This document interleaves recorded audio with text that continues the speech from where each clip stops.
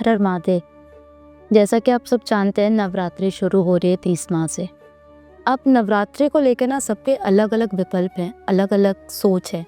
कई लोग सोचते हैं ये तो एक त्यौहार है जो हर साल आता है 2 बारी, पर ऐसा नहीं है। नवरात्रि 4 प्रकार की होती है, 2 प्रत्यक्ष 2 अप्रत्यक्ष। जो 2 प्रत्यक्ष हैं जिसको हम कहते हैं नवरात्रि, वो नॉर्मल नवरात्रि हर कोई कर सकता है। जो अप्रत्यक्ष है उन्हें हम गुप्त नवरात्रि का नाम देते हैं। जब हम नवरात्रि की बात करते हैं तो नवरात्रि बहुत सारी चीज़ों के लिए सकारात्मक ऊर्जा लेके आती है। बहुत सारी चीज़ों को हम इसमें जोड़ सकते हैं, जैसे कि आध्यात्मिकता की ओर हम बढ़ सकते हैं। कई लोगों के कार्य रुके होते हैं तो वो सोचते हैं अरे क्या करें, तो ये नवरात्रि का आप लाभ उठा सकते हैं। नवरात्रि में आप जीवन के अपने कई दुख, तकलीफ, कष्ट का निवारण प्राप्त कर सकते हैं छोटे छोटे उपाय करके।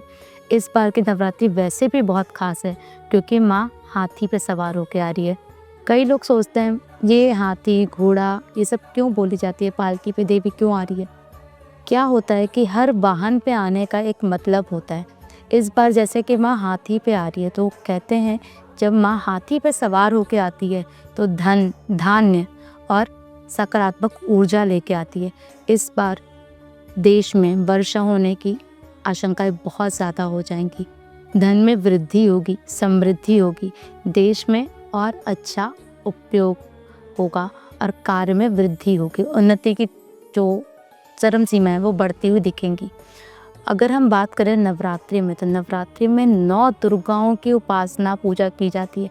इसके साथ ही कई और भी पूजाएं और उपासना की जाती हैं, जैसे कि हम 10 महाविद्याओं की पूजा करते हैं। इनके साथ साथ हम इन नवरात्रि में कई सिद्धियां प्राप्त कर सकते हैं, कई कार्य प्राप्त कर सकते हैं और कई चीज़ों को जो हम पीछे छोड़ के आए हैं उन साधनाओं को हम कर सकते हैं छोटी छोटी चीज़ें करके। पहली नवरात्रि माँ शैलपुत्री की होती है। इस बारी जो नवरात्रि है वो 8 है। अब आप जब बात करेंगे नवरात्रि की तो आइए मैं बताती हूँ आपको 9 दुर्गा के 9 नाम। पहली शैलपुत्री, दूसरी ब्रह्मचारिणी, तीसरी चंद्रघंटा, चौथी कूष्मांडा, 5वीं देवी स्कंद माता, छठी कात्यायनी, 7वीं कालरात्रि, 8वीं महागौरी, 9वीं सिद्धिदात्री। हर रूप का एक वर्णन है, हर रूप की अपनी एक पहचान है। इसके बारे में हम बात करेंगे, इसके बारे में आपको बताऊंगी। साथ ही साथ इस विषय में एक और चर्चा होगी कि किस नवरात्रि में कौन सी पूजा करके आप क्या फल प्राप्त कर सकते हैं। इस सारी चीज़ों के बारे में आपको बताऊंगी आगे की सीरीज़ में। हर हर महादेव।